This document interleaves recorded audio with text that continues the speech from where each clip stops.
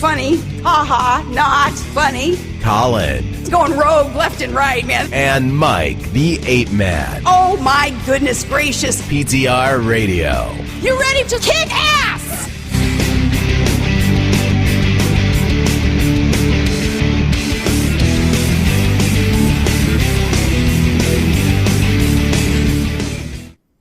Good evening, everybody, and welcome to PTR Radio here on the fabulous interweb. I should have faded that down. Did a crappy job today. Oh, well, we're here. We're live. We're not in bed yet. You know, but boy. Almost want to be, but. Yeah, I think all of us could use a nap.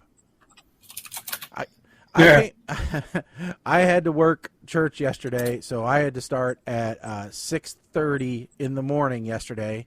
Got home at 1, took a nap till 5, ate dinner, did a little bit of work, and then went to bed at 9. So, you know, you would think I'd have plenty of sleep. Nope. I'm done with work. As soon as we get done here, eating dinner, going to bed. That's the way it's going to work. I think there gets a point of diminishing returns with sleep. Really. You know. They say that you don't really need 8 hours of sleep at our age. I think they're wrong. They're just wrong. Well, look, Kim and I hate to say it, but we got into the habit of going to bed probably around between 9 and 9:30 on most nights because, well, the dogs demanded it. Not even joking. They'd pace and bark and give all kinds of guff if we didn't go to bed at 9 o'clock. I know. Mine are kind of the same. My wife wants the dogs kind of in bed by like 9:30. So then I'm sitting in bed, and then I'm just like either looking through YouTube or whatever, and you know, sometimes I will stay up to like 11, but I'm in bed by 9:30, and it's just like, but I'm not doing anything constructive. I'm not accomplishing anything. I'm not, contributing to the betterment of man. You know, I am just using up the lifetime of my mattress. Well, yeah, I have caught. Boy's not coming up, but Mama Blair says, I get it. Who is they and what do they know anyway? Well, that's true. Suddenly I'm hearing DJ Khaled in my head. We don't talk about them. We call them they. They can do whatever they want, but they do not own us. They are the haters. They, another one. But I'm like you. I'll sit there and doom scroll. And like Friday, my eyes were killing me. Like I said to Kim, I said, we got to go to the eye doctor because my eyes were hurting like bad, and I was wearing my glasses all day. And after the weekend, I realized, you know what? It's just too much screen time. Mm-hmm. So now I am consciously trying to not sit there and doom scroll through all the stupid reels and stories and thingamabobs and who's your what's it. Thank God I don't have TikTok on my phone because then it would be a whole other series of doom scrolling. I was sitting in my wife's office the other day. We were watching Bake Off, and I'm just sitting there with my phone because I got to watch 2 screens, not just one. And so she looks over and she goes, "What are you doing?" I'm like, "I'm just looking through Instagram." She's like, "Well, I don't have Instagram." I'm like, "No, because trust me, you don't want it." She goes, "Well, who do you have on Instagram?" I'm like, "Mostly it's just The Rock." I said, "Because he posts like 6 times a day." And she goes, "Huh?" I'm like, if he's not telling you about his tequila, then it's his workout routine or it's his TV show, or I'm like, it's because she goes, "What? You got your girlfriends on there?" And I'm like, "No, it's The Rock, it's Ryan Reynolds, it's the distillery that I get my cider from, it's Seth MacFarlane because the Orville." I'm like, so it's all Hollywood people that just spam me all day. I'm really one of those people. I don't have people on it.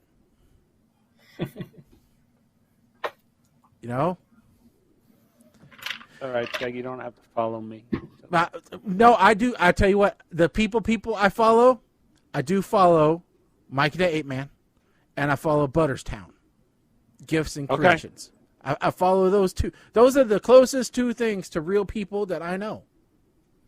You know? Okay. Underhanded remark there, but okay. You know, I'll take it. but I tried to use Instagram. I was like, oh, okay. Maybe I can post all my pictures to it from Alaska. And some people say, there it is. It's on Instagram. It was just too annoying. I couldn't figure out. I wanted to select all my pictures and put them up there, and it wouldn't let me do that. And I was just like, never mind. no, I'll send people links to my iCloud. it's worse to search on Instagram than it is to search on Facebook or Twitter, and it's just a disaster. So that's why I tell people I'm not going to get on the TikTok. I'm like, no, I'm drawing a line in the sand. That's it. I'm being one of those old people that says you need to get on my Facebooks if you want me to see something. That's it. That's where I'm living. You know, I'm that guy. You know, you're lucky I'm not still with Tom on the MySpace. Okay? But I don't even think Tom is on the MySpace anymore. no, he could be. He's probably the only one. But no, I don't know. I got a note from one of the vendors we deal with at work that I had done a conference with, and so I found out that my name's yet out there on some more information. But so I re-Googled myself again, because every once in a while you should Google yourself just to see where you're out there. And you'd think PTR Radio would be the number one place that returns my name, but it's not. And the first page still has me listed as an MMA fighter and boxing referee. It still has those Chris's listed. But whatever. All right, so if you look up Mike the Ape Man, the first one that comes up, I don't even remember this one. CRN Radio. Oh, see, that's the second one for me. I actually get your PTR host page first. Okay, PTR host page is second for me. And it's still listing me as Reverend Mike the Ape Man. I see CRN Talk, yep. I see Reverend Mike the Ape Man from CRN Radio. Then I see your Twitter. Then I see Mike Sanders -Ape Man from a YouTube video. Yeah, on YouTube, yeah. And there's Ape Man Mike on Facebook. Who is this guy? Who is this guy? Ape Man Mike. This guy. I don't know. But yeah. I need with no info and nothing. Start telling people, who are you? I'm Ape Man Mike. So they'll just go bother this guy. Yeah, so it's so it's one of those things. But yeah, everybody should Google themselves every once in a while. Now, Colin, your name is common enough that there's a lot of people that get returned. Yeah. And it's hard to tell when you look at your own. It's like, yeah, it's Google.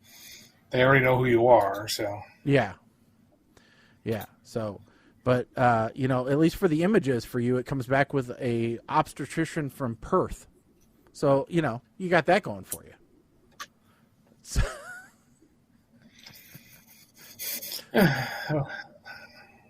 but yeah. All right. What So would be an That's true. Yeah. Let's talk about this. So I just posted this to the chat recently that we had. Now, we had talked about before there was a YouTube series called Adult Wednesday. All right, and it was all about Wednesday Addams as an adult. It looks like, I don't know if it's going to be the same, but it looks like Netflix and Tim Burton, I don't know if they got inspired by it. I don't know if it has anything to do with it, but evidently there is a Wednesday Addams show, which is going to be coming out from Netflix. Yep. You know, I don't know that there's that much about it yet, other than it is going to be written and directed by Tim Burton. And it's supposedly got a pretty decent cast so far. So Jenna Ortega is playing Wednesday Addams.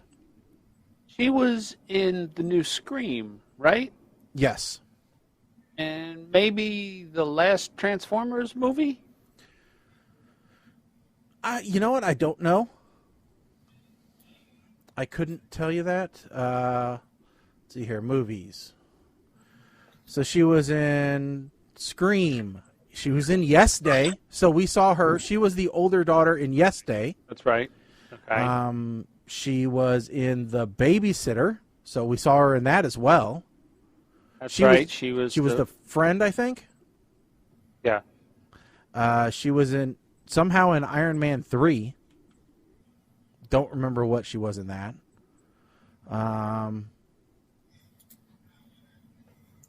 Sometimes I barely remember Iron Man 3. Yeah. She was in Songbird. I do not see anything relating to what you were talking about, Mike. Okay, now I got to go look and see who was in. I don't even remember what the last one was called.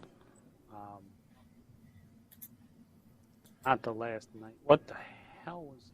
And then in addition to her, you've got Christina Ricci, who we don't know who she's going to play yet. Luis Guzman, who's going to play Gomez. And then Catherine Zeta-Jones is going to play Morticia, which that should be interesting. George Bursaya is going to play Lurch. So, yeah, it's an American horror comedy television series based upon the character Wednesday Addams, produced by MGM, but it's set to premiere on Netflix sometime in 2022. Directed by Tim Burton. So I don't know. Like you said, I'm not sure. The movie that I was expecting, right? The reason I'm saying this is it almost.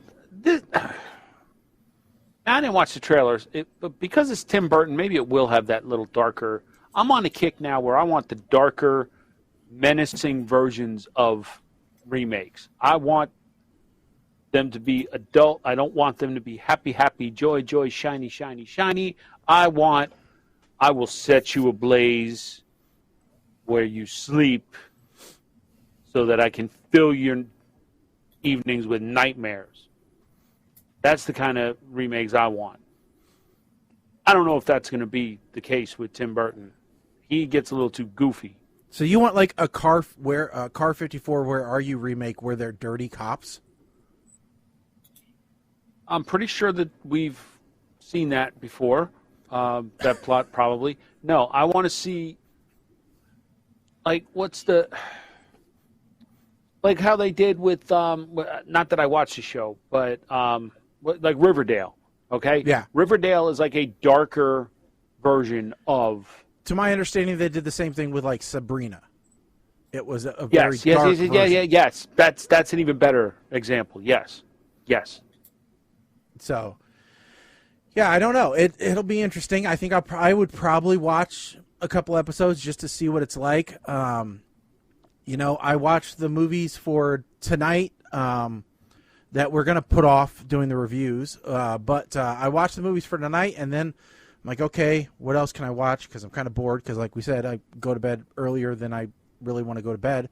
And so as with the last time I watched movies, I watched some dubbed movies. I started watching a dubbed series called Ragnarok, which is a Icelandic or Norwegian dubbed, thing about the Norse, mythology, and so it's a bit weird. It is definitely a bit weird. But, I don't know. I'm like 3 episodes in right now, and it's... Okay. It's a lot darker than like the Almighty Johnson's was, which covered the same stuff, but was from New Zealand. So yeah, I mean, at one point you just run out of stuff to watch on television, so you start digging into all the other places. So I mean, while we're talking about darker stuff here, right? And stuff that nightmares are made out of, which is kind of where I segued here. Yeah, you're going to talk about where you killed the drifter and buried his body in 3 different states? No, I'm going to talk about... So I was sitting there the other day having a conversation with myself, as I often do, you know, while the coffee's kicking in. Mm-hmm. And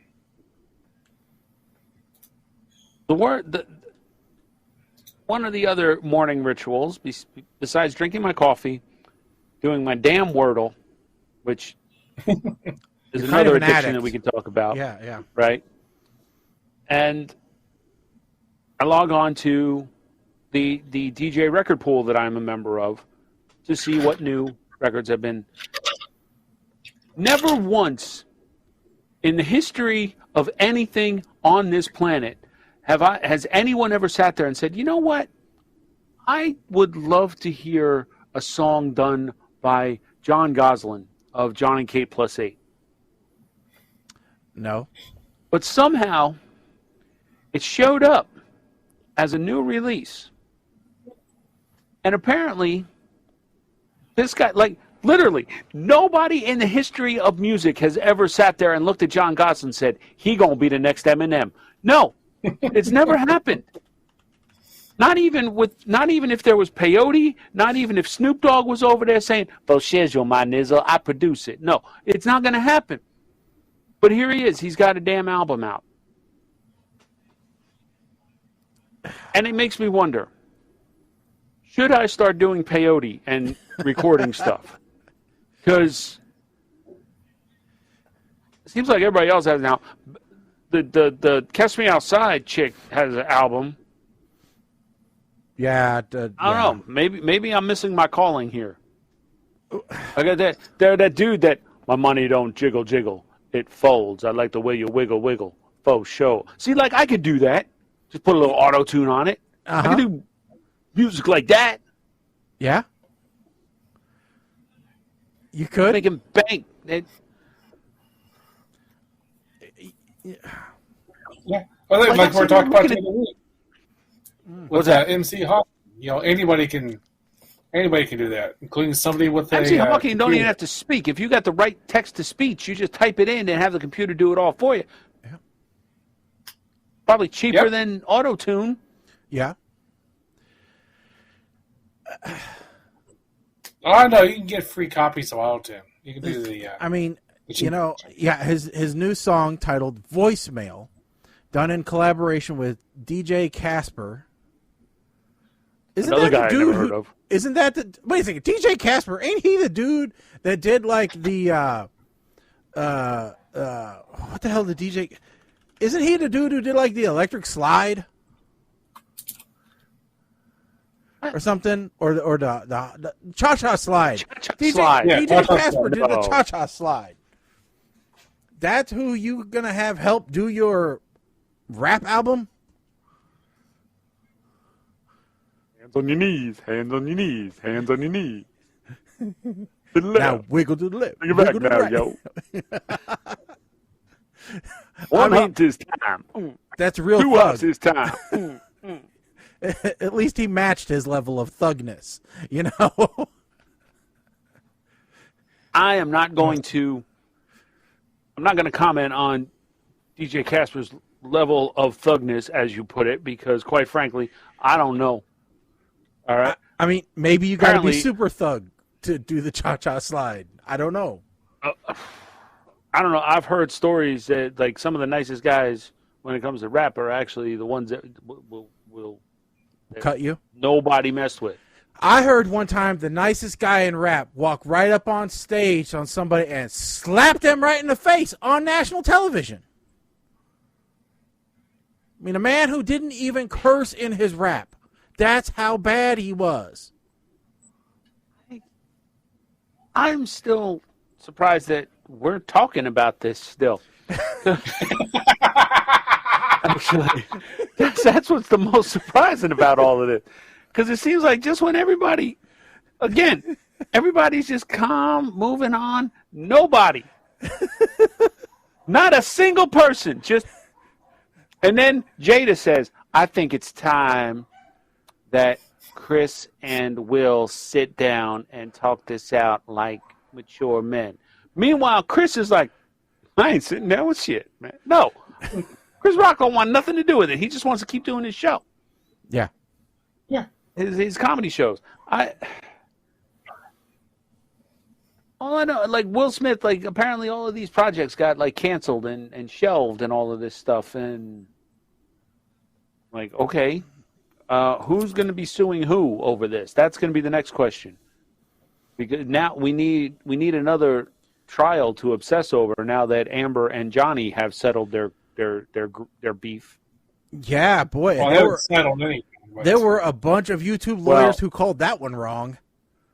So, you know. I mean, I know she's going to appeal. Of course she's going to appeal. But the trial, at least phase one, the trial is over.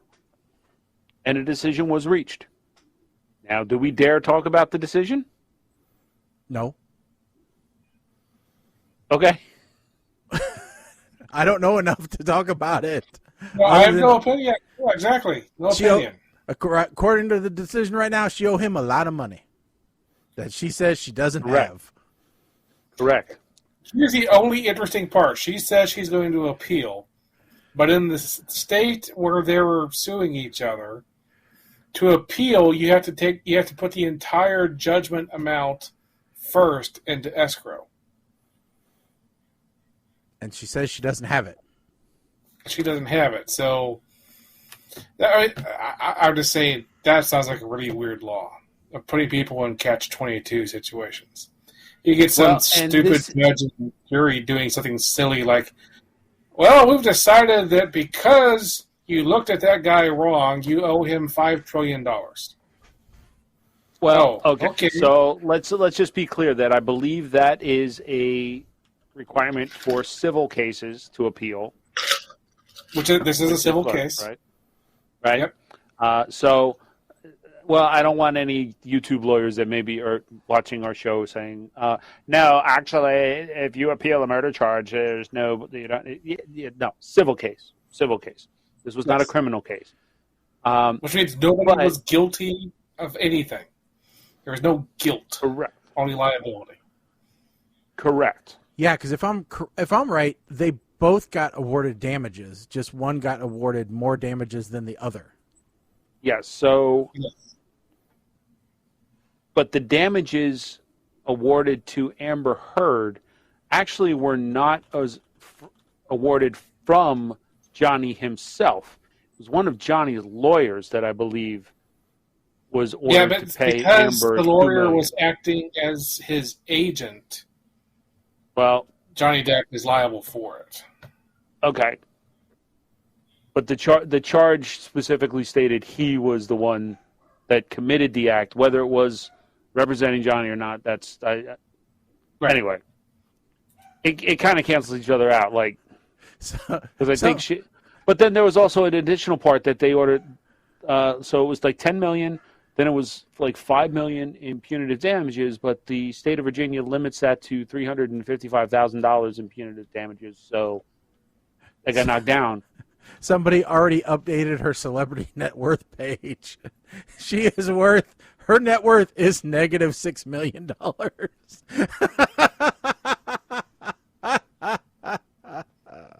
What? Okay. Celebrity IOU. Snoop Dogg comes across as a really good guy. Can't really see Heard or Depp doing one of those shows. What is Celebrity IOU? Is that some British thing? I don't know. Never heard of it. And it's not British. Oh no, that's that show where it's an HGTV blockbuster where A-listers express their deep gratitude to the individuals who have had a major impact on their life. So I remember seeing promos for the show. It's the Property Brothers help A-listers like Lisa Kudrow surprise her cousin with a new chic, pet-friendly remodel. Oh yeah, okay. So I have. Here's my thing about that show. Like, the original commercials made it sound like these celebrities were doing great things for like heroes. You know, like community hero. And then you find out, no, we're actually doing this for my cousin. Yeah. So it could have been. You could be like for family remodel or something. Yeah. Well, I mean, hell, just from And just Snoop. from my Instagram feed, I know that The Rock bought his mother yet another house, and made her second house. made her 2 rock rooms, not rooms like where rocks are, but rooms where she can showcase her son, The Rock, and it's like floor to ceiling rock stuff. Now, I would like to also point out, since you brought up Snoop Dogg, that during last night's MTV Movie Awards, which, for the record, MTV, you don't have to put it on a dozen channels to make sure people watch it. And then replay it again right afterwards, okay? I don't need... Scrolling through, I swear to God... People will not watch it regardless. I thought for sure that my TV was broken because it was on MTV, MTV2, VH1, Sci-Fi, USA... Nick at Night, TV Land, Nick Jr., and that's only where I got to. Snoop, DJ Snoopalicious, I think, or whatever the hell he's calling himself now. He was the DJ for the event. He's sitting up there with, oh, you shut up. Essentially, the setup that I have right here. Uh-huh. Okay, an entry-level DJ controller and a laptop. And they showed him many, many times. He's DJing on national TV with this. Yeah. Well, he wants to be humble. How do I not have a DJ contract now? I could be a singer. I could be a DJ. I could probably act. Well, he wants Maybe. he wants to show all the little kids that anything is possible, no matter your budget. Well, and probably the last time he really DJ'd, that was his system, because he hasn't done it lately. He has people for that now. He said he wants to buy a donut shop when he retires. the controller he was using can be bought, I am not even kidding, brand new, for $249. Yeah? Shaggy, there's no reason why you can't be doing wiki and all this stuff. Oh, God. I got to take this. Okay.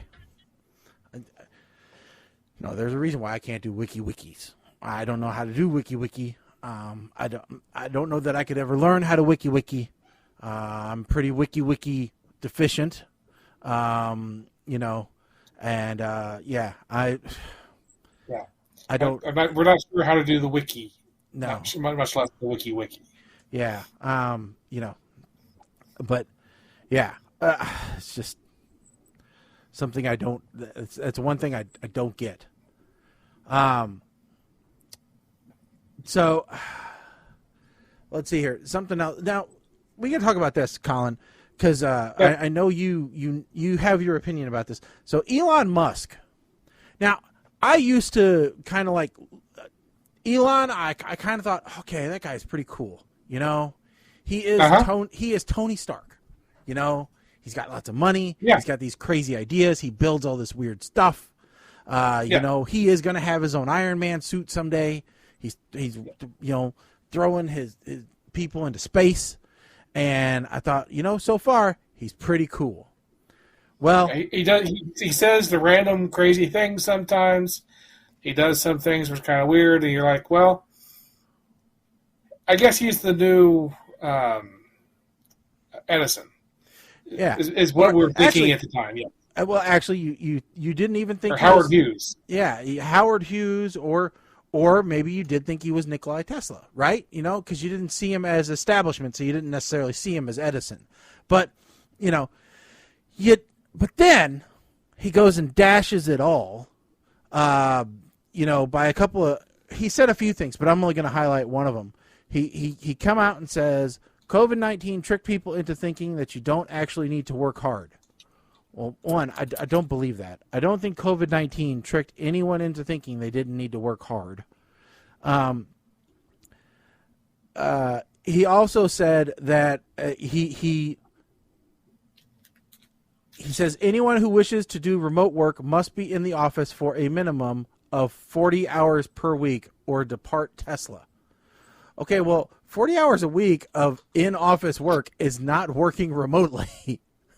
That means your overtime is working remotely, which isn't working remotely. And he said if they want to work remotely, they should pretend to work somewhere else. Now, I am not going to be so naive as to think that some people don't take advantage of work remote. All right, remote work or working without direct supervision. All right, there are definitely some bad eggs. All right, but I do think that the majority of people who work remotely, take it seriously and get their work done. And I agree. And I think that it is a benefit to the offices that have remote work because I've seen the things that employees do. I've seen the lunches and the breaks that are given up because I think, well, I'm just in front of the computer, so, it doesn't matter. I'll eat and work or whatever. So I think personally, and this is my own opinion, is that employers end up getting more out of the situation than they believe they lose. And I am never a person who says you should punish everybody for the actions of a few. I think that's just wrong. If you have employees who are taking advantage of the situation, well, then discipline those employees. Find a way to measure productivity that isn't intrusive, for God's sakes, and, correct those instances where it's being taken advantage of. But don't punish everybody because of the few. And Musk's comments here, just say he's expressed a distaste for American workers. He says they try to avoid going to work at all. And so he really dashes my, opinion of him with comments like that. Because like I said, certainly there are a few, but they aren't the many. I still believe, because I have to, that the majority of people want to earn a living and have pride in doing so. So, go ahead, Colin. I was going to say, so the result of all this is that he has clarified the comparisons, and we now know that he is the new Howard Hughes. So I fully expect someday to find out that he is, holed up in a hotel somewhere in the, In milk collecting his fingernails and jars of pee, because that seems to be where he's going. So,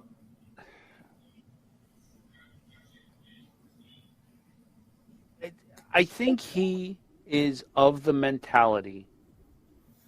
There's a theory that I've heard folks talk about when they talk about coming back to the office, that while you're standing in line to get your coffee at the cafeteria, you may strike up a conversation with someone who works in a completely different group, and that conversation could lead to ideas that change and enhance the corporate culture, the corporate mantra, the working environment, the product. But the chances of that happening, especially now after COVID, where I don't want to expand my friend circle. No. I don't want to meet new people. I don't want to stand in line next to people I don't know at the office because I skeeve every single one of those people. That conversation is not going to happen. So if that's part of your reason, I also, so we talked about this once before, that, the mayor of New York City has been talking about how he's pretty much trying to strong-arm companies into bringing their workers back full-time. And he recently said that state workers now have to come back to the office full-time because it doesn't look right if he's telling other companies to do it, but the state workers are not. But the way he's going about it, I get his reasoning. In a city like in an area like Manhattan, if you have an office building, a skyscraper that is full, all of the luncheonettes, all the dining, all the services around it, that ecosystem thrives. If that office building is empty, the ecosystem dies. I get it.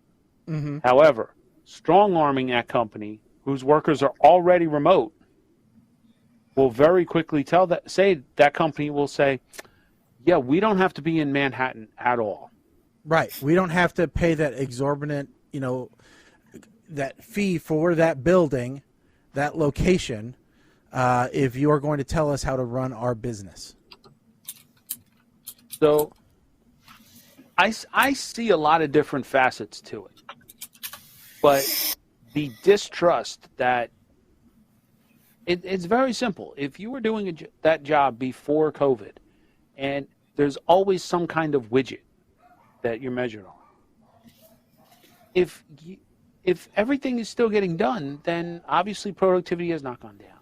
And is not the way of business always constantly evolving anyway?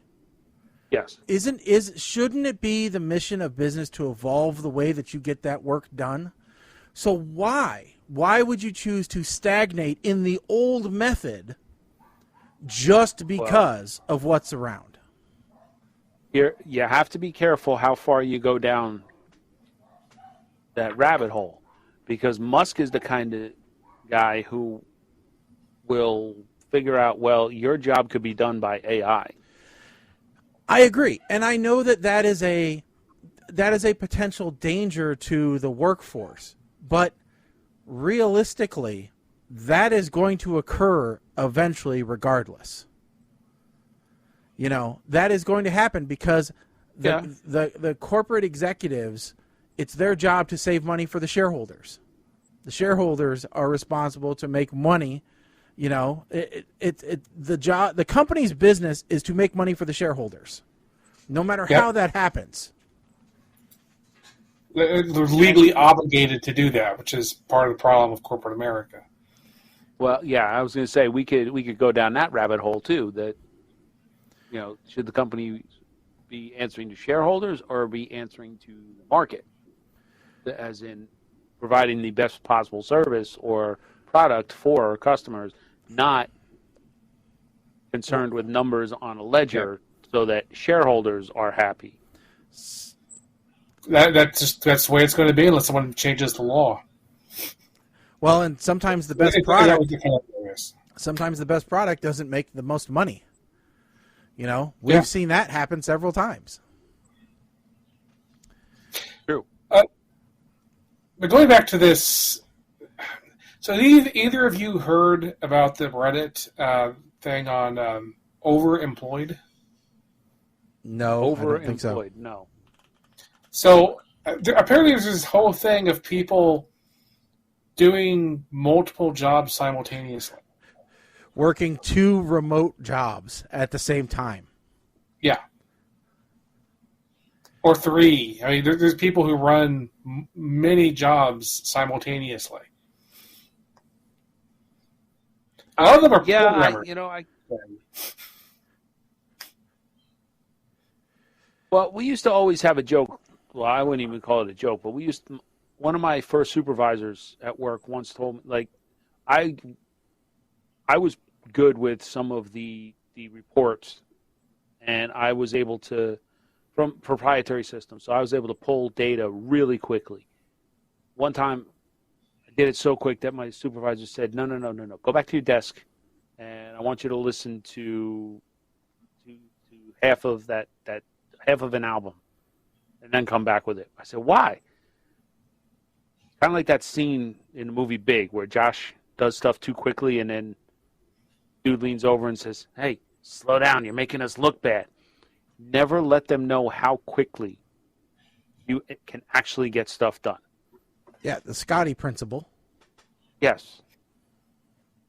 But you don't take that too far. Like, there was one guy that used to come in, or or would he figured out how to schedule his emails, so he had emails going out during the day on Saturday to make it look like he came in and was collecting overtime. Yeah, so I was just looking at this /overemployed from Reddit. There's this one guy who's running 4 jobs simultaneously. Uh-huh. He's making $625,000 a year. And the dude probably still has a social life because at least 2 of those jobs are probably automated. But I think when I first saw this, because it came up with one of the Microsoft people said, noticed it and put it on Twitter a couple weeks ago. There was someone there who lost one of their jobs because one of their coworkers figured out what they were doing and turned them in. And somebody else in Reddit responded out going, "What? Someone turned you in? Why would anybody do that?" They just don't know how the world works. And so I'm just looking at this going, oh my goodness, here's the cynicism of why this entire planet is going into the trash bin. Because there's people out here who think that they're allowed to do this, and that all the other workers shouldn't, turn you in and be a snitch. And I'm like, what? Don't be a snitch? What are you, 12? Yeah. If I find out that one of my, people working on one of my projects at IDOT is doing multiple jobs when they're supposed to be working on my stuff that we're paying them for, they're not going to be there anymore. Because I'm just looking at this going, where is this entitlement coming from? You're entitled to have multiple jobs simultaneously. That's just no. Well, okay. No. At the flip side to this doesn't necessarily mean that they are simultaneous. Like you see that I have I have my 2 computers, I have my 4 monitors here, right? It's not like I'm doing a job and then doing a job, doing a job, doing a job. I'm not turning back and forth. However, while I'm on my lunch, I may turn from this computer to this one and do something for Butterstown. I'm not saying having multiple jobs. People can have multiple jobs. But these are people who are like, they're in a voice meeting here while they're doing a Teams chat meeting with their hands over here.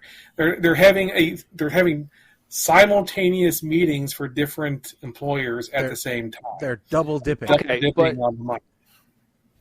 Well,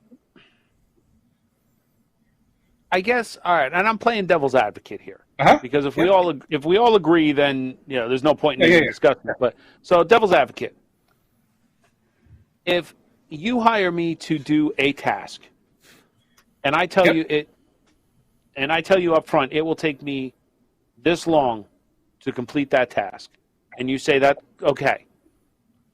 If I'm working on your task, and my estimate included working on this other task at the same time, working multiple projects at the same time for different employers, where's the problem?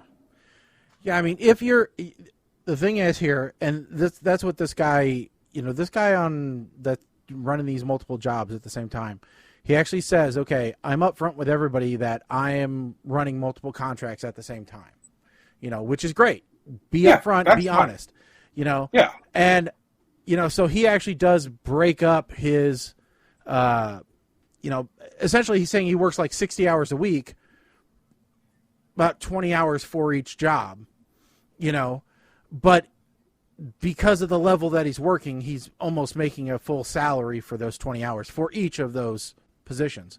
And, there are times when the two are overlapping, but in general, they don't.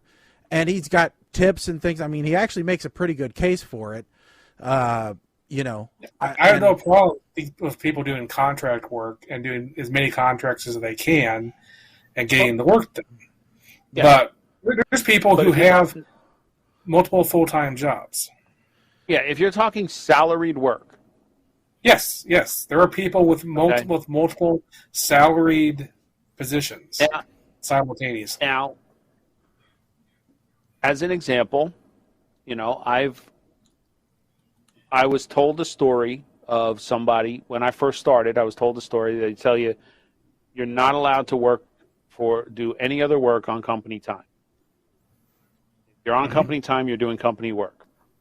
And they talked about a guy that used to go in on his lunch hour, and he would sit in the bathroom stall with a lap desk, and he would repair watches. And when he got caught, he was fired because he was doing business on company. He was doing non-company business on company property and during company time. So stuff like that. Usually, those terms are laid out, at least in my experience, for the salaried job.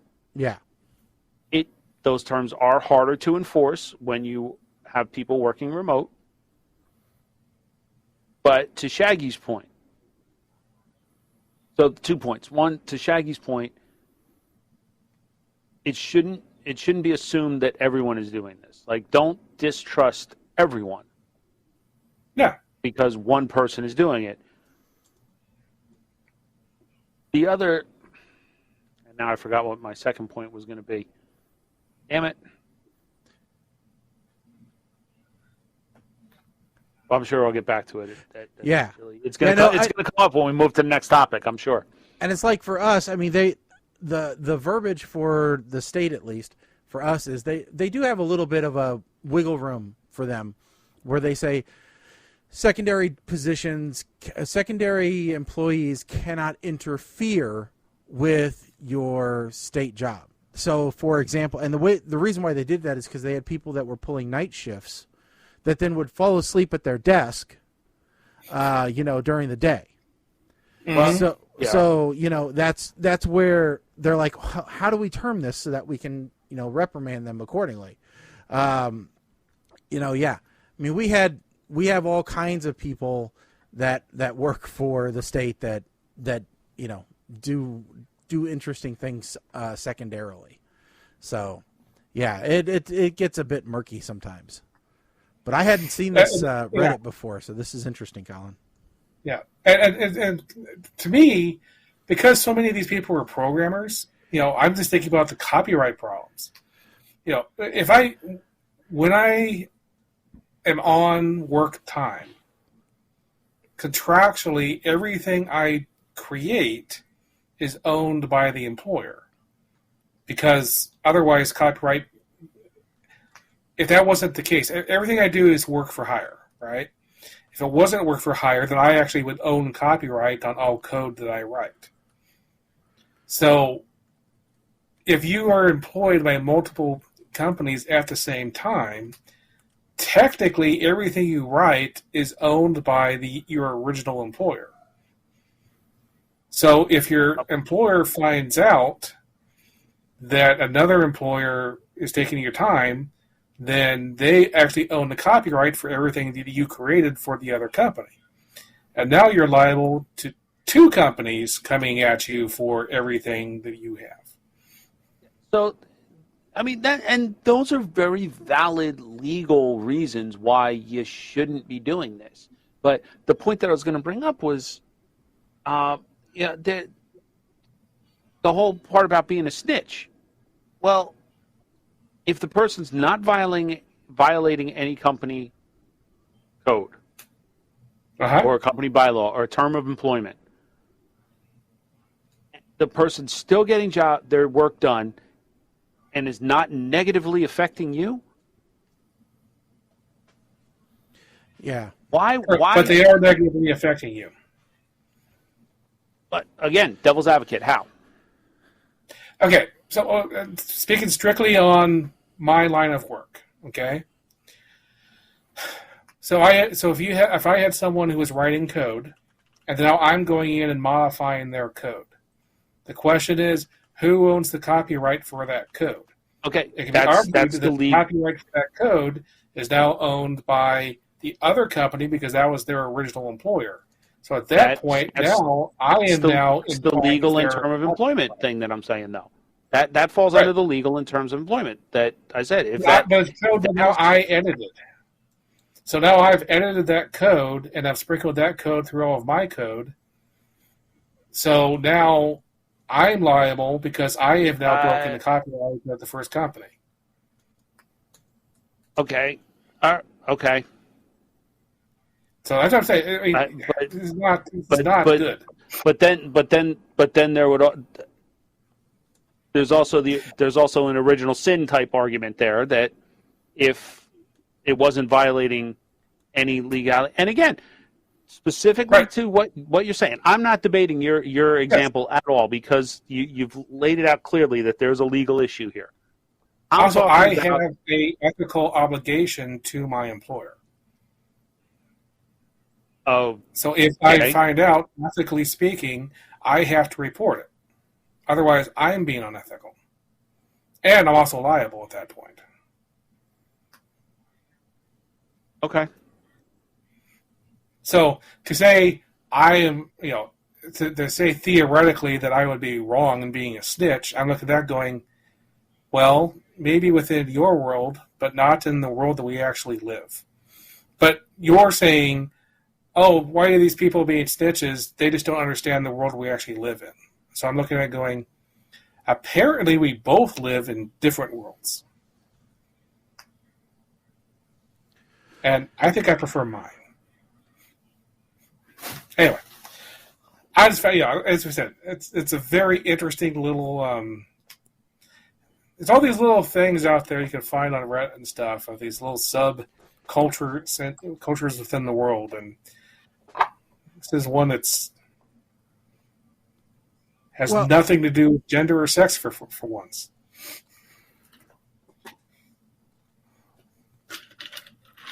Okay, well, let's get to this, because we love lists, and lists are always great, and we love to pick them apart. Yep. So, Mike, I think this one's going to apply mostly to me and you, although, Colin, maybe you can chime in with your parents, and we'll see. We can rate their relationship. That'd be great. So, which list? People are sharing the 15 signs that might mean a couple is faking their happy relationship. Okay. So the number one, and so let's see if Mike, you or I fall into any of these. When couples lose their individuality. When everything is couples, matching outfits, always going out together, even if it's supposed to be just gals or just guys, couples retreats, his and hers bedding towels, exclusively referring to themselves as a couple, etc. I think the only time that I have ever had this issue was around Halloween because Kim, if we were going to a party, Kim insisted that we did a couple's costume, and our costumes had to relate to each other, and I always made it work, but I was never never really happy about it. I could understand that, though. I could understand that. But no, I will tell you, my parents do this all. My mom and dad don't leave each other ever. I mean, like, my mom needs to go somewhere, my dad's going to drive. That's just the way that it goes. They don't separate. That's just the way it is, and it's being extremely judgmental when they judge you for not being in one or mention the importance of an intact family and happy marriage in every second sentence that comes out of their mouth. If you're truly happy with something, you don't need to judge other people for doing things differently. Okay, so the tagline there, being extremely judgmental, initially I was like, shit, yeah, that's me. But then reading the description, No, I don't judge people for doing things differently. I judge people for being idiots and being stupid but not for doing things different than I do it. Look, if you go if I go A B C and you go A D C, we end up at the same spot. We just got there different routes. I can't judge you different. I don't judge you for doing it. Yeah, I'm kind of with you. How about this? When a couple can't stop bragging about their life, about how good life is together. Okay, let me put it this way. You look on Facebook or Instagram, and when you see people that all they post are pictures of their trips, their food, their meal, where they went, what they bought, all of this stuff. Mm-hmm. It's all photos taken like this, with both of them in their smash face together. You look at my Facebook page, my Facebook thing, Wordle. That's it. My news feed is nothing but damn Wordle puzzles. I don't care. I don't brag about nothing or animal stuff. That's it. Yeah, and that ties into number 4. And if there's something nice about your wife, Mike, it's usually immediately followed by a comment of, I left my phone unattended. That is absolutely correct, and vice versa. You leave me with the cart in the garden center, and my phone is in the truck, but you tell me, here, you can just stay on my phone. You damn well know I'm going to post up on your Facebook wall. That is the consequence. But as Mama Blair was very quick to point out, but all the stuff was correct, wasn't it? Yes, it was. Next one, it goes right with that. Overcompensating on social media. Everybody shows their best couple life on social media. Correct. Side note, I can't stand that term, living my best life. Man, I will shove my sneaker up your butthole. Yeah, stop. Number 5. That and people showing up on different reality shows and competitions going, I'm here to prove to my kids that you can do anything. It's like, no, you're not. You're here because you have to pay for those kids. Number 5, being jealous of one partner's friends. Especially when they spend time with the opposite gender, especially when it comes to each other's friends. Well, I can understand that. I can tell you my wife was not thrilled with some of my friends before those friends, who were female, got married. She was not a big fan of some of my single female friends. In fact, she did not care for them at all and didn't like when I went out to dinner with them. Even though it was not out to dinner exclusively with them, it was with a whole group of people. But it was like, is Carrie going to be there? Yeah. She went to high school with the rest of us, so yeah, she's going to be there. I don't like her. And then once she got married, she was like, oh, is Carrie going to be there? I wouldn't mind talking to her. Oh, okay, now you're going to come along, and now Carrie's okay because she's married. All right, and then she got really okay once she had a couple kids. Then she's hunky-dory, and they like exchanging stories. So,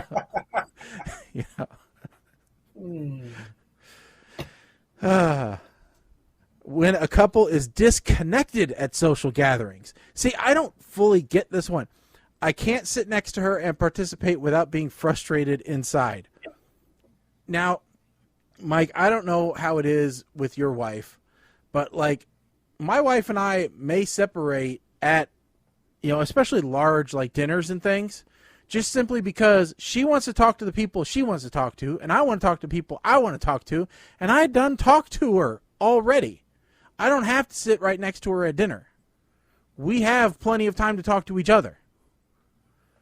So usually I just tell the waitress, hey, that one down there, she's on my ticket.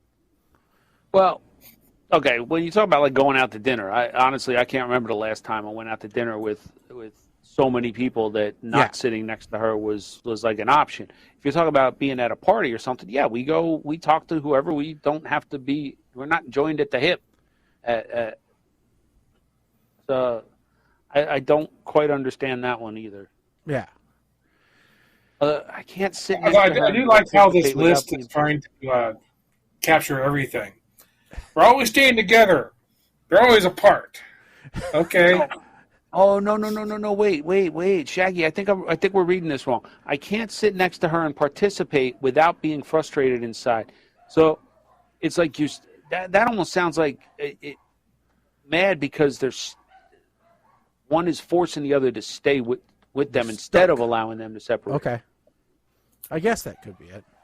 Maybe this is like the only one that doesn't have an explanation, just a damn picture. Yeah. So this one is the actual test. This is a sign. So, number 7, always acting happy and perky no matter what. They seem happy and perky instead of content and calm. Simple questions like, how is it going on, will receive elaborate answers trying to convince instead of simple answers. Yeah, this would be on the list of 15 signs anybody is faking happiness. Well, they should have just said if they answer fine. If somebody says fine or okay, then no. It's not fine. Number 8, relationships that start on rocky foundations. Well, imagine that. If a relationship started on a rocky foundation, maybe it's not going to last. There's a reason that Sandra Bullock wasn't with Keanu Reeves in Speed 2. That's right. Relationships that begin in intense situations never work out. Keanu taught us this. Number 9, being too blamey and acting like there are mysterious forces at play in the relationship. Well, what if your significant other is a witch? Then there might be mysterious forces at play. Okay, so yeah, no one gives a shit if you stay together or not. That is absolutely correct. I don't need to see you telling me or telling all the world on social media that the best decision I ever made was to be in a relationship with you. No. That's no. Yeah. Next one. I don't like the way this is termed. Sounding like an old married couple. But what if you are an old married couple?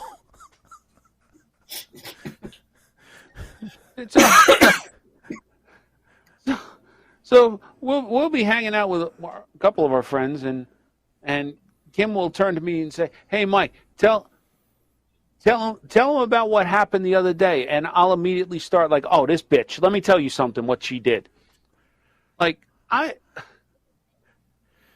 my wife and I are going on 20 years. We are an old married couple.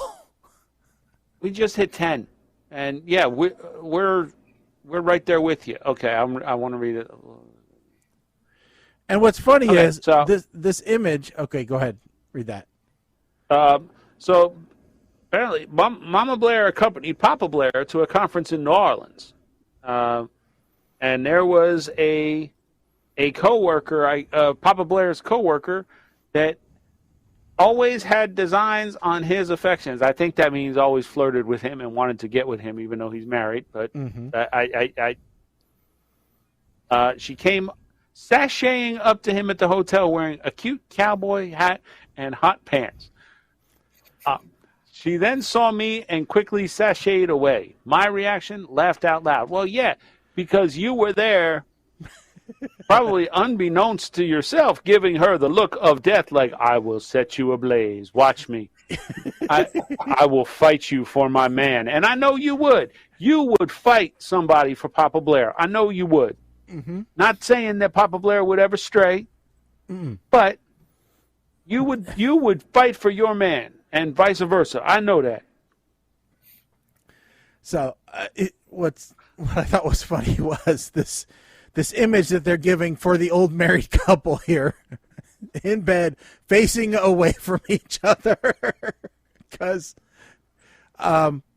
this is me and my wife most nights.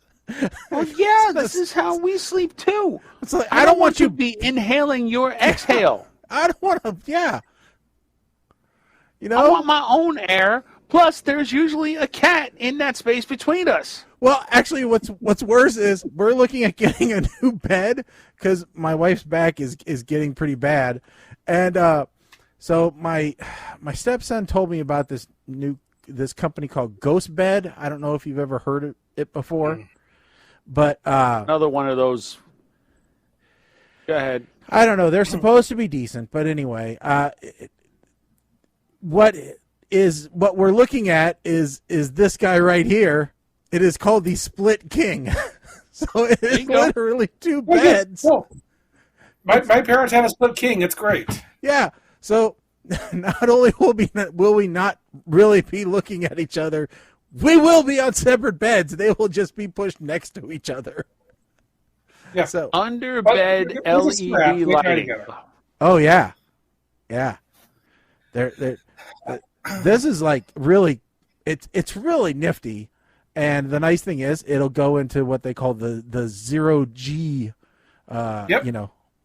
position for her back. So it's like she's sitting in a recliner at night. Yeah, but not actually. I have exactly half of one of those. Mm-hmm. And my parents have a whole one of those. Yes. So yeah, so we're looking at that, and but it's stupid expensive. Oh my God. I don't recommend. I'm not sure I would recommend the Ghost Bed, but the Split King is a very good idea. Yeah. So. Yeah, my parents went for a full Tempur-Pedic. Yeah, they're pretty much the same. I've read reviews, independent third-party reviews, and they're pretty similar. Yeah. So. But anyway, so yeah. Okay, so 11, being passive aggressive towards each other. Nobody ever does that. No. Here's one I think we can all agree on: corny photo shoots. That is a nail in the coffin of a relationship. See, here's the difference. They're doing a photo shoot, and there's a guy with an actual camera. It's not a photo shoot with a selfie stick or like a drone or something. Yeah. I still don't. I will tell you what is a surefire way that your relationship is going to fail. If you do if for your wedding photo set, you do the line of, a groom and groomsmen standing up and all of the bride and bridesmaids on their knees in front of them, the old BJ shot. If you do that for your wedding photography, your marriage is most likely not going to last.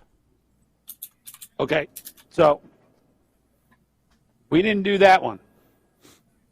There was a picture where, so my wife took one with the three groomsmen, and she wore the Converse, right? So she lifted up her skirt a little bit, and the three of them were pointing at her shoe. Okay. So I was like, okay, I got to do something with the girls. So I had the bridesmaids turn around, face me, backs to the camera, bend over a little bit, and I did the Home Alone face, and they're like, well, what are you doing? I'm like, I'm pretending that you're all showing me your boobs. Okay. And Kim poked her head in from the side, was like, like the little dude from Mortal Kombat every once in a while, like, whoopsie, I mean, I guess that's not bad. It's just, there are some really cringy wedding party photos, Let's see here. Number 14. Let's just jump to this one here. Yeah. When a couple has a joint Facebook account. Oh. I cannot tell you how cringeworthy this is when there is that is the immediate. There is no trust, or trust is only one way. That. Yep. And then the last one, when they end up asking relationships on Reddit. I think asking for relationship advice on Reddit might be what they meant, but yeah. Well, I think also, I would add one more, and that would be asking for relationship advice from PTR Radio, because we are the best. We're the best. So, regarding the picture, yes, an old married couple, but neither one are wearing their CPAPs. Yeah, it is somewhat unrealistic there.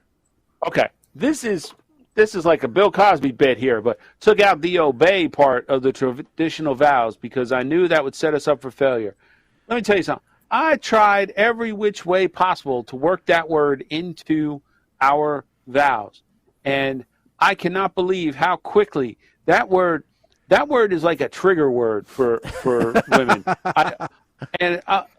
Like if you somehow figured out a sentence to use that word with the word moist, I think you could probably piss off about 98% of the female population. Okay, and there are other words that you could throw in there as well that are a little more vulgar, but for some reason,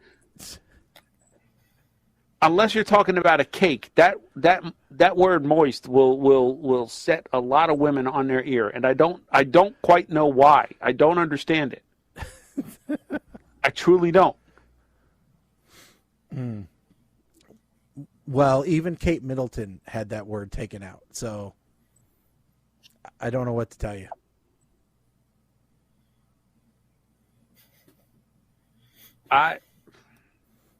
If the Crown Prince can't get it put in, I don't think you have much choice. See, like now, the other day, I forget what the hell I was doing. I was, I think I just. So Kim shared or showed me a reel of like this 80-year-old man doing a Magic Mike dance. He got a beard down to his belly and stuff. So I think I grabbed like one of the doorways and start wow, bow, bow. And she just starts laughing. I'm like, you married it.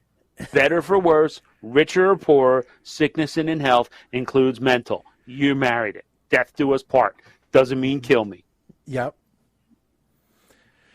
Yeah.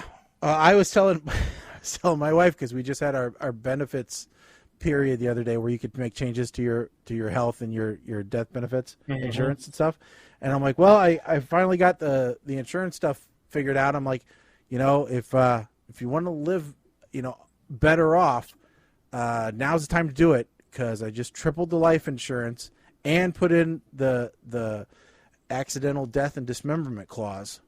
I'm like, so I've never been worth more, I'm like, sorry, but I put a policy on you too, but the only thing you can do for a spouse with the state is $10,000. And she goes, why am I not worth as much as you?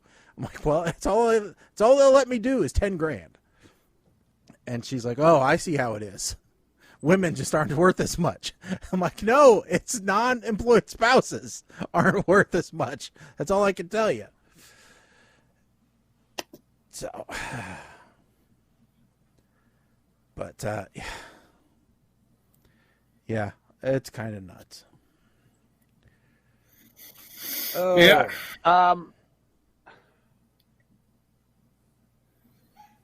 Let's make sure we leave enough time for your story, Shay.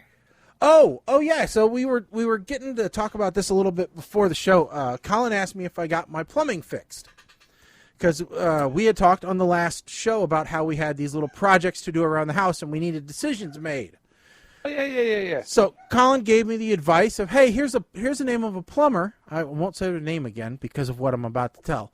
But here's the name of a plumber that I used, that my parents used, that was really good.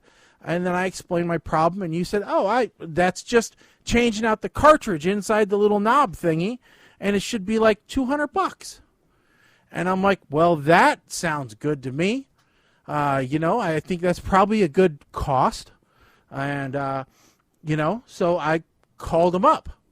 And then I called him up, and then I called him up, and then I called him up, and then I called him up. I must have left 6 messages for them to call me back. Took like 4 days to get a hold of anybody because nobody bothered to return calls. I should have known from then that it was a bad idea. All right. So somebody finally called me back and said, oh, yeah, we can have somebody out today.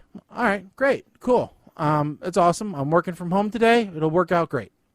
way my wife won't have to worry about it, and I can just be here. So they came out a couple hours later, and I showed him what was going on. He goes, okay, yeah, sure, no problem. I'll write up a estimate for you here real quick, and if you like it, then we'll get it done. So, okay. I was thinking that seems a bit extreme for a couple $100. I don't know why they would write up an estimate for that, but okay, whatever. So he comes back and he goes, okay, it'll be about $460. $460? Okay. You're here already. It's kind of rude to send him away because I'd still have to pay the trip charge of like $30. All right. So he goes, okay, I'll run out to the truck and get the part that I need. Singular. Part 1. So I told my wife, and she goes, how much is that going to be? She goes, and he's replacing it? I'm like, no, he's just replacing the insides. She goes, we could buy almost a whole new shower for that. I'm like, I don't know. Well, maybe you can't. Yeah, that's fine. maybe That's it's fine. like, she goes, we definitely could buy a new faucet. And I'm like, I don't know. And she goes, how much did Colin tell you it was going to be? I said, like a couple $100. And he's usually pretty good about this, but I don't know. Maybe it's more involved than I think. I'm like, he's kind of here now. So, and I already told him okay. And so he replaces it in 20 minutes. 20 minutes, like $460. And I paid the guy because, well, you kind of have to. And then they sent me a survey to fill out. My wife, after he left, goes, well, we're never calling those people again. And I said, well, this will be the first time Colin steered me wrong. I'm like, I could have told the guy no, but he was here, and it's kind of difficult to turn them away once they're here. And she goes, yeah, I know, but that was a lot of money for nothing, other than he fixed it. So then when they sent me the survey, I replied back. I'm like, quality of service, yep, 5 out of 5. Was repaired done to your satisfaction? Yes. I'm like, I gave him decent marks, and then overall satisfaction, 3 out of 5. And then comment, I'm like, honestly, feel like it was more expensive than it should have been. For the price I paid, I should have gotten a brand new faucet. Twice. He was here for 20 minutes and repaired a part, and it was $460. I don't know what your price on parts is, but it seems a bit excessive in my opinion. Again, no complaint about the service being given, just the prices charged. Because I wanted to be honest. The guy was nice, he was neat, he did the job. I just think it was a bit expensive. And I'm not the only one, because looking at the reviews, that seems to be the overall feeling is, hey, these guys do good work, but you better be rich if you're going to have them.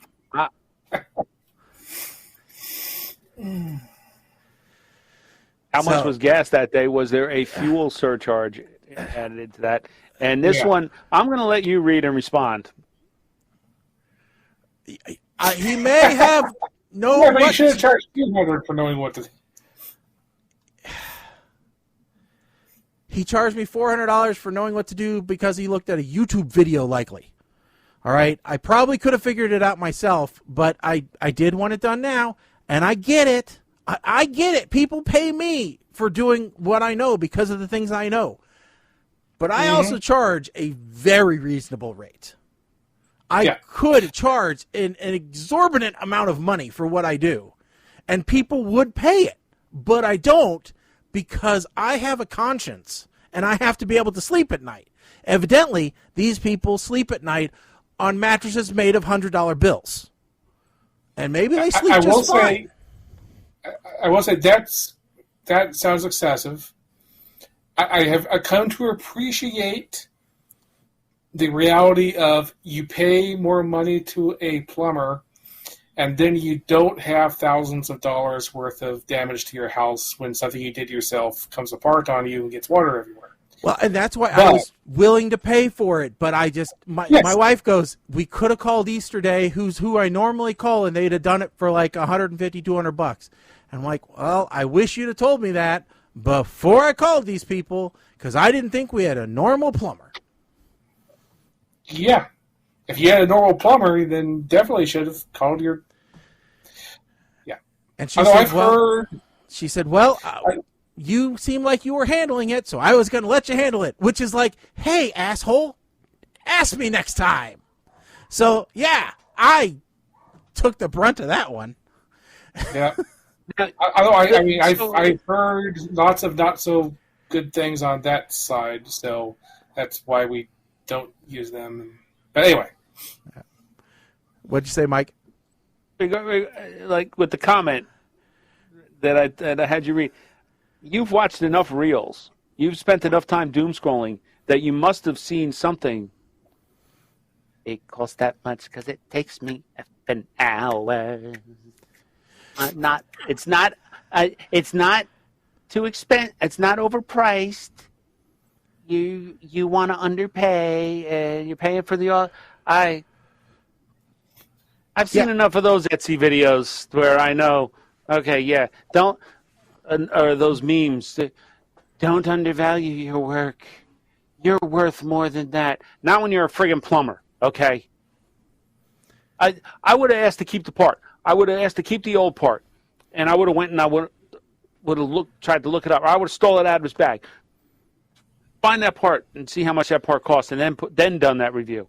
I've done that. You know, I've gone back to my mechanic I've gone back to my own mechanic who when I look at the invoice and I see he's got a part for like $200 that I saw was on Amazon, I could have bought off of Amazon or right from the dealer for $100. I've gone back to him and said, you got to be kidding me here. Yeah. I know you make money off your parts, but this is ridiculous. Yeah. Now, I understand his markup because he guarantees the part. If you bring in the part, he doesn't guarantee it. Mm-hmm. I understand that. However, there's a reasonable markup, and then there's being a dick about it. Yeah. And it's not like I tried to fix it first, which, hey, I get if you try to fix it first. Yeah, Colin. Colin, how much of that made its way into that cruise? How much did it make into your pocket, Colin? No, I mean, I get if somebody else tried to fix it first, you get charged an a-hole fee. All right, but I didn't do that this time. So, and refresh my memory. This was because there was slight the drip. Temperature. No, there was a slight drip in the tub faucet. Oh God! It probably was just a damn washer. It probably was a rubber gasket. It wasn't a washer. It is a cartridge, but still, replacing. I mean, depends. And the cartridge. And he didn't even have to go in. He didn't even crawl into crawl space to turn off the main water. He turned it off in the damn front yard. He didn't even have to crawl in the crawl space. If he'd have crawled in the crawl space, I'd have said, okay, that's worth like an extra $50 because I didn't have to do it. But he turned it off in the friggin' yard. So, I emptied out my furnace room so that he could get to the crawl space easier, for nothing. Ugh. Well, next time you know how you turn off your water without having to go into your crawl space, I guess. Just irritating. It's just irritating. Oh, I know. But it doesn't drip anymore. Been there. Right? Yeah, it doesn't drip anymore. I've been there too. That's. And it was really bad because like less than a week later, my air conditioner broke. And I'm like, oh, God damn it. I probably could have used that money to fix the air conditioner. Well, luckily, that's where we know a guy. So, Yes. Luckily, I know a guy when it comes to HVAC. And 4th of July weekend, he was able to help me out and hook me up with the parts I needed and walk me through. He's like, dude, now listen, you can do this easily. Yeah. Send me a picture of the part. Okay, there you go. Yeah, I got it. Come get it. Okay, great. Yeah, exactly. It's like praise to Jesus. Yeah. But it's like, so that was my experience, and it's Yeah. Yeah, I'm looking around, Shaggy, and it's impossible to tell.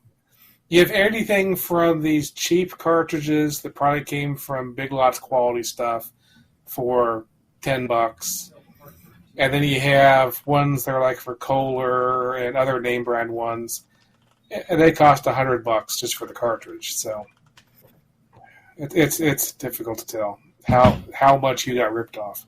But I will say you probably got ripped off. I'm sorry. It's okay. It's okay. Like I said, live and learn. Live and learn. So, we'll go from there. Now, speaking of living and learning, like you're at least able to live and learn here. I would like to get to a story about someone who apparently has not lived and learned anything just from the looks of them because, damn, Instagram model says her 22-pound breasticles got her kicked off of a plane. Now, there is so much to unpack from this post, people. Shaggy, could you possibly put up a picture of said Instagram model? Yes. That's your Instagram model. That's a model. I try very hard not to judge people based on their appearance.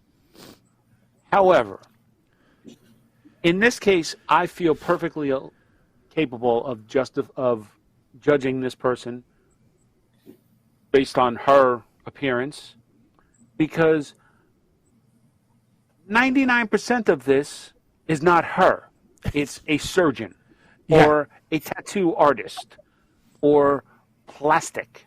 Yeah. So, not something that we would definitely... I have seen blow-up dolls off of Wish that look better and more human than she does. Not my vision of attractive. No. There's someone for everyone out there. I firmly believe that. And I mean it as firmly as the filler in her lips. Yeah. But so she is saying that she got booted off the flight because she looked too explicit. Which the airline has come back and said, no. She was booted off the flight because she was using her electronics devices when we kept telling her, turn the shit off. Yeah. Now, yeah. And she got onto a subsequent flight later. So I would assume that what the airline told us was in fact the case. But nonetheless, but how do you get clicks if you're not? Yeah, if you're not outraged. Stuff. Nonetheless, she is going to go forward with a discrimination suit against the airlines for, quote, discrimination against enhanced bodies. Oh, really now? Yes. She Mary Magdalene, as she calls herself, has dropped over 6 figures on a wide array of plastic surgeries throughout her life, and she says she is going to sue for the discrimination that she was shown. Her breasticles are 22 pounds. That means okay, the fact that they have a weight on them means that somebody said, I'm going to weigh this implant before we put it in. Oh, yeah, I'm sure she's very proud of. Well, and you don't just go to that size. You don't just start there. You got to work your way up. Well, yeah. So I mean, this is years of dedication. I totally. Yeah. Fine. I almost said I respect that you committed to this, but however, like, what size are they legitimately now? Because I have not seen a single picture that you posted of her wearing any kind of bra, which tells me that these things are. I think does she have like airplane cables in there holding them up? What's going on? Are they internally supported? Or? I don't know. But I was curious about that. Because I thought that a 38J is what she says. And get this, she started off. Do you want to take a guess at what she started off as? Her original size? 32B. Absolutely correct. 100% correct. Wow. Nice. Yeah. Not exactly something I want to be proud of guessing correctly, but But okay, what's her damn name? Because now I gotta go. It's Mary Magdalene. All right, now I got to see if there. Let's see if we can find like a before picture. There we go, Mary Magdalene before surgery. That would be great. That would be a great. Oh my gosh.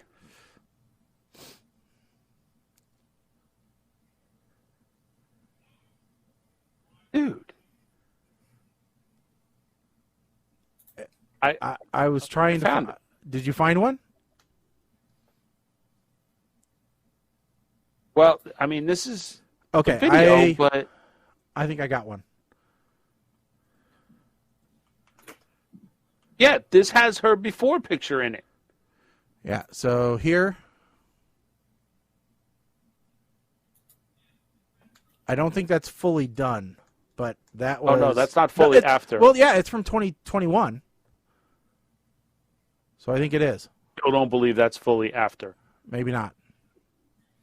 She was cute before, though.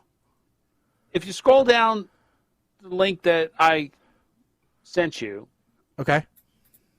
All right, there is a picture about halfway down that shows her real before. Yeah. Before any of her surgeries. Wow, yeah. And this is kind of a fuller picture. That turned into Bugaji. Into that.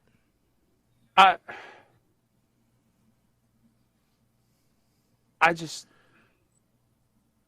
what? It's just that's all. How much can you make? That borders on body dysmorphia. She was really cute. Absolutely. You spent so much time trying to figure out if you could. Never once asked, should we? Yeah.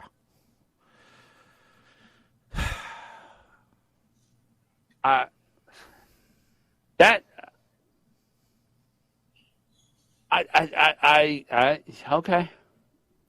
I don't understand. The other question is, did she have to buy 2 seats? I would hope so. Well, it depends on the. No, because she said she was in like first class because she was paying $5,000. Oh, jeez. Which first class $5,000? Flying between Canada and the U.S. Why do you need to pay that much money for a seat? Well, probably because she doesn't fit in the seat. Well, maybe.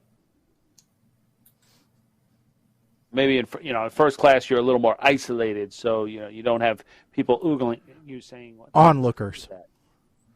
Yeah. Is that, Daddy, is that Bigfoot? No, that's not Bigfoot. That monster? No, it's none of those things. The chupacabra? Maybe the chupacabra. Maybe. Keep crying on this flight and find out. Yeah, I'd love to be. Actually, if I had kids, I'd love to be on a flight with her. Because I'd be like, remember all those times that I told you if you misbehave, I'm going to call the chupacabra? There she is. There she is. I want you to remember her. Remember that look. because that's the one that's going to come and get you. Oh. Yeah. Oh, boy. All right, let's see. So what else do we got? All right, so this is usually where we would start the movie reviews. So maybe we could talk about movies for a second. Yeah. Kim actually said the other day, or it was right after the last show, she says, we need to buy our tickets. I said, what, huh? She actually wanted to go to the movies. This is the first time in years that she actually said to me, I want to go see this. The last time she wanted to actually go to the movies to see something in the theaters was when Titanic was re-released in 3D. That's a long time ago. Mm-hmm. We went to see Top Gun Maverick. Oh. Saturday. And I don't know if you guys have seen it or were planning on I saw it or it. not. I have a story about it as well, but go ahead. I have not seen it yet, but that's okay because I probably won't see it for a good long time. So go ahead. What I will say is this was by far the best sequel that I have seen in a long, long time. And by that, it's like it meshed perfectly with the original. Good. I highly recommend if you see it, and go see it on an IMAX screen. You must. I'm planning on. I said when Avatar comes out, I didn't see the first one on a big screen. I am not making that mistake again. I'm going to go see that on a big screen. But yes, we went to the seat that had the subwoofers in the seat, so you felt the rumble when the jets flew by. Yes, awesome. I loved all the throwbacks to the original. Won't spoil them, but Colin, please, your story. It's probably more exciting than mine. Well, so we learned something about Top Gun Maverick that we did not know before we saw the movie. And that is that it's a kids' movie. And we found that out because the theater was full of families of kids and babies. And we're like, and we got there on time and sat in our seats, which was at the end of the row for reasons. And then we had to get up out of our seats at least 6 or 7 times as more and more parents with kids keep going past us to fill in this row. I'm just going, am I in the right movie? You know, I was pretty sure this was Top Gun Maverick, but is this some kids movie that's here instead for some reason? No, they're all there to see Top Gun Maverick, and I'm just like, okay. They're quiet for the most part, so the movie was enjoyable, not ruined by it being a Chuck E. Cheese. But yeah, that's the quick story. No, I was good. It was good.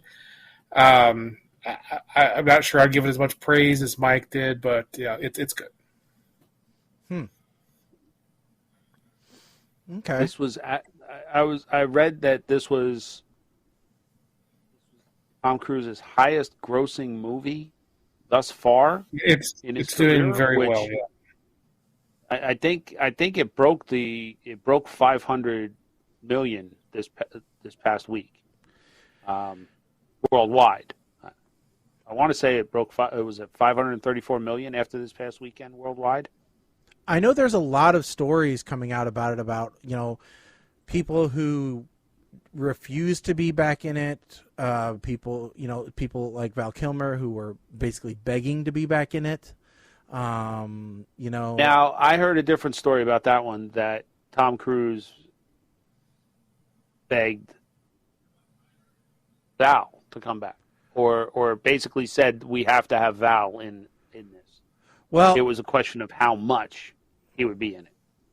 I kind of, what I had heard was Val begged Tom to be in it, and then Tom told the studio, I won't do the movie unless Val is in it. So kind of a combination of the two. Okay. And I thought his storyline was fitting. Yeah. It was very important. It was also thrown away. That's probably the big thing I complain about in the movie. So. Yeah. And I do have. That, I do have the the Val Kilmer documentary on my list of must watch, because that looks like something that's probably going to be good. I'm thinking I'm going to enjoy it more than I did the Amazing Jonathan documentary. So I'm looking forward to that one. Yeah, and to Colin's point, I don't think they used Ice as a character as much as they could have in the movie. I guess that's maybe what you mean by throwaway. Like No. There was the point that Ice was making. So Mav wanted to do something. Ice said, "No, you shouldn't do that. You should let go." And then that, because of the events in the movie after that, that gets thrown away, and he does what he wanted to do in the first place. So that part of the plot line, okay. I think, kind of could have been done better. Okay, Like, I hadn't thought of it that way, but I understand what you're saying. Yeah. Okay. Yeah. It's not a movie-killing flaw. It's just I look at that and I go, gee, you could have rearranged the script a bit during that meeting to not blatantly go against what he wanted you to do anyway. So, Shaggy, I guess the other characters you were talking about were Meg Ryan and Kelly McGillis. Yes. Yes, one of those is discussed a lot. The other one, who? Well, the other one, so Meg Ryan was discussed a lot in the movie. Mm-hmm.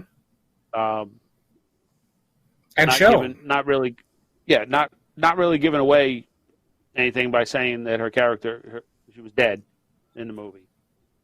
Yeah.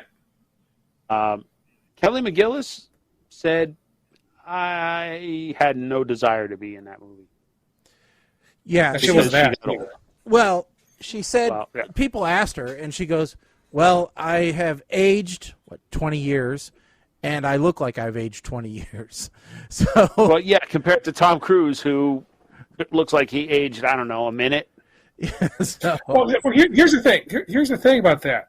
So there's a scene, there's this little thing before the movie starts where Tom Cruise shows up in front of the camera to talk about how he's really happy that we're there to see the movie, and he and everybody who worked on the movie did it for us.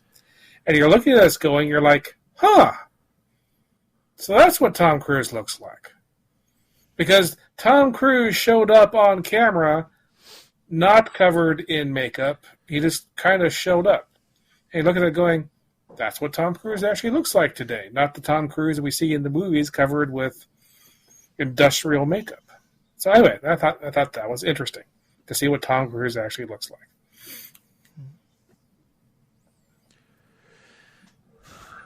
Is it so? No. If you can't stand Tom Cruise, is it good enough to make me look? Well, I don't know. I guess it all depends on how much you like that kind of story. I mean, have I ever looked at a movie and said I absolutely will not go watch it because this person is in it, or a TV show, or no. Although now I do kind of have that feeling towards Will Smith that I try not to watch any of his stuff. But I Kevin Spacey. Well, even Kevin Spacey. If I go back and decide to watch Seven or American Beauty or the rewatch House of Cards, is my opinion of those films going to be less, or Usual Suspects? Is my opinion of those movies going to be less because of what Kevin Spacey did if I'm gonna take that stance, then the entertainment value of half the movies out there in Hollywood is sucked away into a vacuum because there's less and less folks that you can actually look up to in Hollywood. Well, it's like Leah Remini. Is that how you say your name? From Kim and Queen. You know, she came out quite vocally about Tom Cruise recently because of his, you know, the attention he's getting because of the Top Gun movie, and you know, was like, don't let the popularity of this movie make you forget about the atrocities that him and his religion are doing to people. No, I totally get that. I totally agree with that. It's a fine line here. I know, but you know, she just but like you said, you know, to some degree, you have to be able to separate it a little bit. You know, otherwise the world gets ruined for you pretty fast. So, you know, I mean, I still like some of the comedy bits from Bill Cosby, even though I don't like the man. So, you know. Yeah. Yeah, but sometimes those comedy bits can kind of leave you. Well, it's like it's exactly like crap.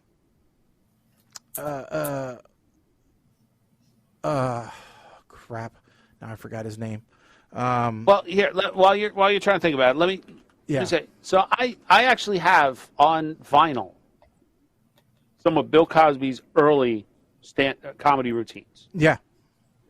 Right. If you go back and listen to his whole bit about, so there's a couple. There's $75 car. There's the whole bit with Noah. Mm-hmm. And those were like the ones that I really remember. Yeah. Those stand the test of time. I mean, you listen to them; they're still funny as hell. Yeah. And if you didn't know they were Bill Cosby, you probably would still think they're funny. Well, yeah, and if Amy Schumer decided she was going to repeat them in her next special, you'd probably think they were funny. Yeah. So it's like who I thought of was Gallagher, right? When I was growing up, Gallagher was one of the funniest things on television I'd ever seen. I thought Sledge-O-Matic and jumping on a gigantic sofa was absolutely hilarious. Then I got older, and I think when I was 16, 17, he actually came to town. And so I got tickets, and I went. And it turns out that he is a raving homophobic racist. And it really changed my opinion of him at the time. You know? So, yes, you're allowed to have a different opinion of someone after you learn something. But it doesn't have to change the way that you thought about his previous work. It doesn't, you know, that work can stand on its own. But you can definitely have a change. Ties to the discussion we had about Bruce Willis and about like the previous judgments. Like when he was not showing symptoms, if I ran into him way back then when he was doing Moonlighting or Return of Bruno, and I thought he was a dick, I'm not going to change my opinion of that interaction with him because he's sick now. Yeah. So, granted, Bill Cosby was probably doing a lot of that stuff when he recorded those comedy bits. Yeah.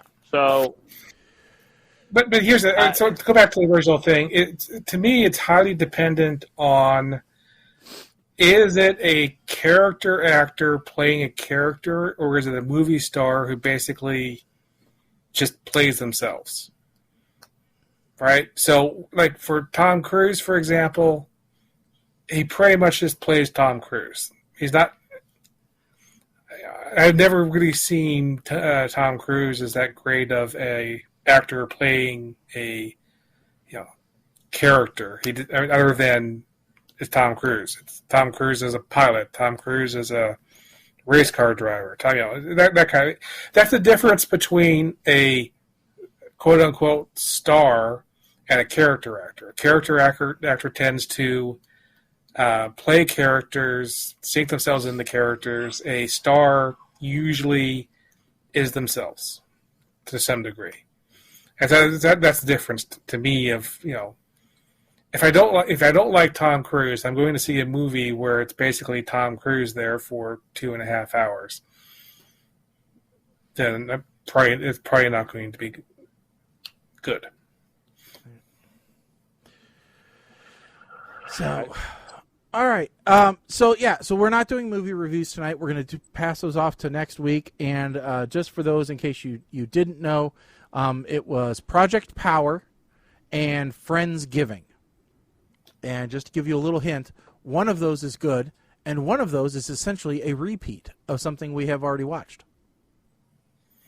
And I am the offender who didn't get them watched. So. And Colin doesn't know which is which. Although I can probably make a guess. I'm going to venture to say that both of them are actually semi-repeats. So. Semi, I would say. But, one is more. One more so than the other. Yeah, definitely. But yeah, so it'll be interesting to see, and by then I'll probably have watched a bunch of other garbage on Netflix, and you know what? I'm running out of things on Netflix to watch, so I'm gonna have to go back to Amazon and start exploring more Amazon garbage. But also, The Orville started back up. Did either of you watch the first episode of The Orville, which came out this week? I've pretty much only watched the first episode of The Orville, but that's from season 1. Well, the Orville came out. They dedicated the first episode to Norm Macdonald, who passed, but who was a recurring guest on the show. It was very nice. And so yeah, it was actually a really good episode. So, which who thought an episode around suicide could be a good episode, but it was. That sounded dismissive, by the way. I liked The Orville. I just had never gotten back to it. What'd you say, Mike? Spoiler alert? Yeah. See, look, I'm boycotting The Orville because I'm not going to watch it since they jumped. And not only did they jump, but Seth MacFarlane says the budget and the sets are so much more. It's now like 10 mini movies. That's the budget we got. You know what? Fugazi, man. I ain't subscribing to watch you now. No, I'm not. Sorry. Boycott. Yeah, I didn't subscribe to watch it either. I just already subscribed. Yeah, I already have a subscription, 1, but 2, I didn't subscribe to watch it either. I watched it. Another one. Sad to say, I don't even have to ask which service it is. I'm sure I'm subscribed to it. It's just Hulu. I mean, it's Hulu. Okay. But I don't know. It's one of those things. So, all right. Obi-Wan. Did either of you watch Obi-Wan? No. I unsubscribed from Disney. Oh, well, no. Disney is the one that I didn't unsubscribe from only because of the children. But I did unsubscribe from Discovery Plus because I didn't watch it. I keep looking for things to unsubscribe to. I don't use. Yeah, I'm going to be unsubbing Discovery Plus and only subscribing when new BattleBots content shows back up because there's no penalty for unsubscribing.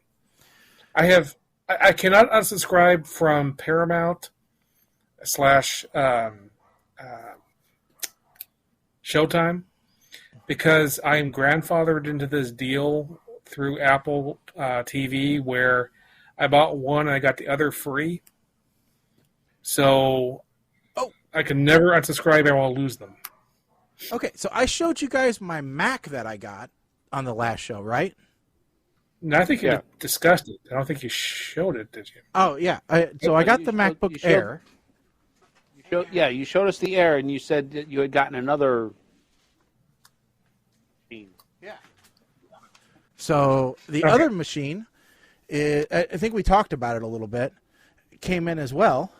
So this is my other new laptop, which is so far been pretty nice. So, what is that now? Yeah, you talk about it. That's right. Yeah. You didn't show the Intel. So this is an Intel Whitebook. And, yes. That's right. So it's already been. So I already cracked it open and upgraded. So it went from 8 to 40 gigs of RAM, and it went from because I put a 32 stick in there because why not? And then it went from a 256 gig hard drive to that plus a 1 terabyte. So, and it's it's pretty nice. I like it. It's working well so far. So I was actually on. Well, Kim and I were discussing the other day. We were sitting there, and I just happened to be on Woot, and I was looking at stuff, and I was telling her, for the business, I was like, well, not that you'd use it a lot, but do you think you would get some use out of an iPad for design work, go to talk to customers and all. And then we got to talking, and she's like, well, honestly, she calls the Surface a click-clack from okay. What was it? The Following with Kevin Bacon. That's what they used to use, and they would make it a point to click the kickstand out, the click clack. Ah, okay. And she was like, "Well, I think I'd use that more because it's more like a computer." So then I started looking at refurbished and recycled surfaces, and I don't know, man. Like I'm not sure. I said Colin's the guy. I got to ask him. Are there any specific Surface Pro models that I should avoid? And I'm looking back as far as like the Pro 4, as far as refurb. Right. I would say, definitely nothing before the 4. But I think you also have a problem going back that far that you're limited on future Windows 11 upgrades if you ever need to do that. So. Yeah. Okay. Yeah, I'm not sure. 11 we're not really concerned about because not a single computer in this house has been upgraded to 11. I think only one is capable, and that's my Duke, which I'm not upgrading because that's my work machine, and I don't want to jeopardize that. Yep. So 11 is not as big of a... I didn't know if there was any specific years that had any any major glitches to worry about. Like I remember you saying at one point, they always had some firmware stuff, but yeah. I remember at one point you were talking about how your I think it was your 4 was like overheating, like the fan towards the end of its life started constantly running or something like that. And I don't know if that was a design flaw or. No, I don't remember that. I mean, my 4 is fine. I just don't use it anymore. Okay. Because this is my Surface Pro X, which has the cell built into it, so I use it more than anything. It's ARM processor, so. That was the other thing. Like if I was looking at something to use as a backup for when I'm DJing, I need an i5 or I need a Mac for my specific program. It won't run on anything less. So yeah, do not get a Surface Pro X because it has to be. It's able to emulate now 64-bit software, but it's definitely faster with native ARM stuff. You can get up to an i7 in a Surface Pro 4 and above or stuff. So you may also, let's see. There was that other Surface, the one that actually detached from a base. That one could actually have a exterior. Yeah, it might have been the book. But that one could actually have... it had the funky hinge, right? Yeah. Yeah, that was the book, not the laptop, the book, yeah. I saw a couple of those, too. I wasn't sure. Some of those actually have a actual AMD processor in the keyboard section. So you have discrete graphics if you need a little more processing power for your applications. Good to know. Okie doke. Well, I think that's probably going to wrap it up for tonight's show. You know how we love to leave you guys, wanting more. So, I want to thank everybody for tuning in and chiming in on tonight's show. Don't forget, we'll be back in a couple weeks. That's going to put us right at the 20th. So on the 20th, you can look forward to our double feature movie review. Like I said, we'll be talking about Friendsgiving and Project Power then, and we want to hope everybody has a great couple weeks in between there. And other than that, just make sure you tell everybody about the show. Let's get the word out on it, and we'll go from there. We really appreciate everybody downloading the show. Don't forget, check out ptrradio.com or check us out on all of our socials at PTR Radio on just about everything out there: Facebook, Twitter, Twitch, Instagram, etc. And, again, thanks everybody for tuning in, and we hope that you all have a great week. Other than that, anybody got anything else? Nope. All right, then. I'm Shaggy. Negative. I'm Colin. I am Mike the Ape Man. Stick a fork in us, folks. We are done. Later.